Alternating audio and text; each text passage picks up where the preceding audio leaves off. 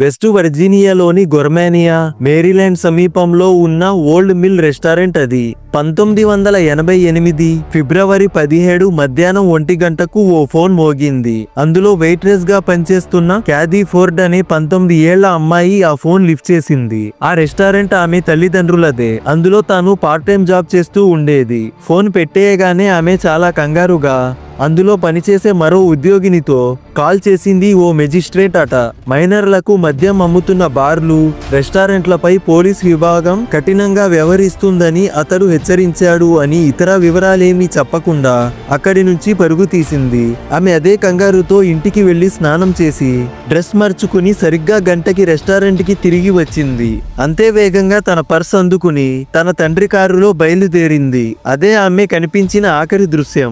సాయంత్రం దాకా ఆమె కోసం ఎదురు చూసిన తల్లిదండ్రులు పోలీసులకు కంప్లైంట్ ఇచ్చారు. మరునాడు క్యాథీ బాయ్ ఫ్రెండ్ డార్విన్ పోలీసుల్ని కలిసి గొర్మానియాకు చెందిన డిప్యూటీ షెరీఫ్ పాల్ ఫెరెల్ పై తనకు అనుమానం ఉందని, క్యాథీకి అతడితో పరిచయం ఉందని చెప్పాడు. పైగా గత రాత్రి క్యాథీని ఫెరెల్ నివాస గృహానికి సమీపంలో చూశానని సాక్ష్యం ఇచ్చాడు. దాంతో అదే రోజు ఫెరెల్ ని అదుపులోకి తీసుకుని పోలీసులు విచారించారు. క్యాథీ నాకు ప్రియురాలి కంటే ముందు గొప్ప స్నేహితురాలు. గత రాత్రి 8:30 సమయంలో స్థానిక క్లబ్ హౌస్ కి నా కోసం క్యాథీ కాల్ చేసి కలుద్దామంటూ ఏడ్చింది.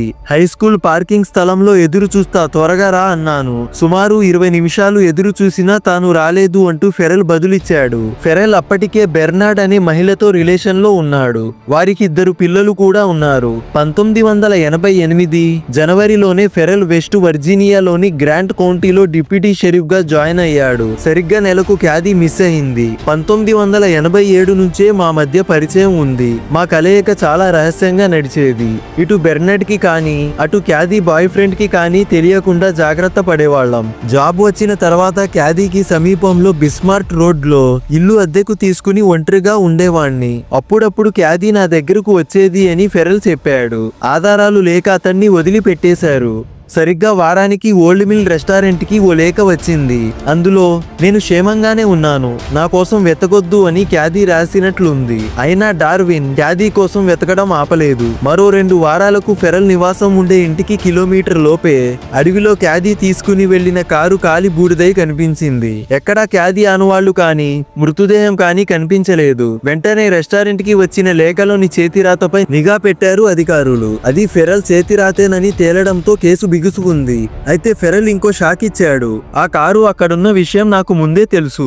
క్యాథీ కేసు విషయంలో నన్ను విచారించి వదిలిపెట్టిన మరునాడే క్యాథీ కోసం వెతుకుతుంటే ఆ కారు అక్కడ కనిపించింది. క్యాథీ శవం కారులో ఉందేమోనన్న భయంతో ఎవరికీ చెప్పలేదు. ఎవరో నన్ను ఇరికిస్తున్నారని అర్థమై ఆ లేఖ రాసి తప్పించుకోవాలని అనుకున్నాను అని అన్నాడు. మరోవైపు ఫెరెల్ బెడ్రూమ్ లో గోడ మీద రక్తం మరకలు ఉండడంతో ఆ శాంపుల్స్ ల్యాబ్ కి పంపించారు పోలీసులు. అది ఓ మహిళ రక్తమని తేలింది. కానీ క్యాథీదో కాదో తేల్చలేకపోయారు. దాని గురించి ఫెరెల్ ని అడిగితే ఆ మరకలు తాను అద్దెకు రాక ముందు నుంచే ఆ గోడ మీద ఉన్నాయని చెప్పాడు. ఇక ఫెరెల్ నివాసానికి పొరుగున ఉండే కిమ్ నెల్సన్ అనే మహిళ ఫిబ్రవరి 17 రాత్రి తనకు సమీపంలో ఓ మహిళ అరుపులు, తుపాకీ శబ్దాలు వినిపించాయని సాక్ష్యం ఇచ్చింది. దాంతో క్యాథీని చంపి మృతదేహాన్ని ఫెరెల్ ఎక్కడో దాచేశాడని నమ్మేవాళ్లు పెరిగిపోయారు. అలా సుమారు 15 ఏళ్లు జైల్లోనే ఉండిపోయాడు ఫెరెల్. మరోవైపు అతడు పరిచయస్తులైన ఆడవారికి అజ్ఞాత ఫోన్ కాల్స్ చేసి అసభ్యకరమైన మాటలు మాట్లాడేవాడని తేలింది. తాను చెప్పిన చోటుకు రావాలని బెదిరించేవాడని కొందరు మహిళలు సాక్ష్యమిచ్చారు. ఈ ఫోన్ కాల్స్ కి క్యాథీ మిస్సింగ్ కి సంబంధం లేదని వాదించాడు. అయితే క్యాథీకి ఆ రోజు కాల్ చేసింది ఫెరెలే అయి ఉంటాడని, ఏదో చెప్పి బెదిరించడంతోనే ఆమె వెళ్లి ఉంటుందని, గతంలో ఇద్దరి మధ్య ఉన్న స్నేహపూర్వకమైన సంబంధాన్ని అతడు కావాలని తప్పుగా క్రియేట్ చేసి చెబుతున్నాడని కొందరు అధికారులు భావించారు.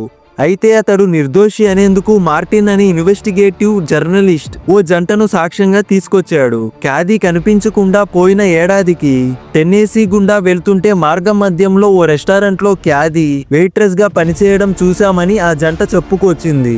మీరు క్యాథీనే కదా అని అడగడానికి ప్రయత్నించినప్పుడు ఆమె కిచెన్ లోకి పారిపోయిందని వాళ్ళు చెప్పారు. మరోవైపు తనతో ఆ రోజు పోలీసులు బలవంతపు సాక్ష్యం చెప్పించారని కిమ్ వెల్లడించింది.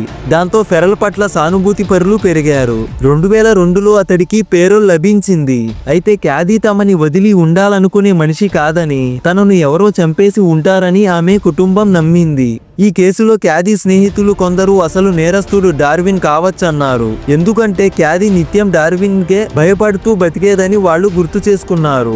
ఈ ఉద్దాంతంలో క్యాదీ చనిపోయిందా లేక పారిపోయిందా, డార్విన్ చంపేసి కేసు ఫెరెల్ ని చుట్టుకునేలా ప్లాన్ చేశాడా లేక ఫెరెలే చంపేసి అమాయకంగా నాటకం ఆడాడా, క్యాదీకి ఆ రోజు మధ్యాహ్నం కాల్ చేసింది ఎవరు, ఇలా అన్ని మిస్టరీలుగానే మిగిలిపోయాయి. ఇలాంటి మరిన్ని స్టోరీస్ మీరు చూడాలి అనుకుంటే ఈ వీడియోని లైక్ చేసి ఈ ఛానల్ ని సబ్స్క్రైబ్ చేసుకోండి friends. Thank you for watching. Bye.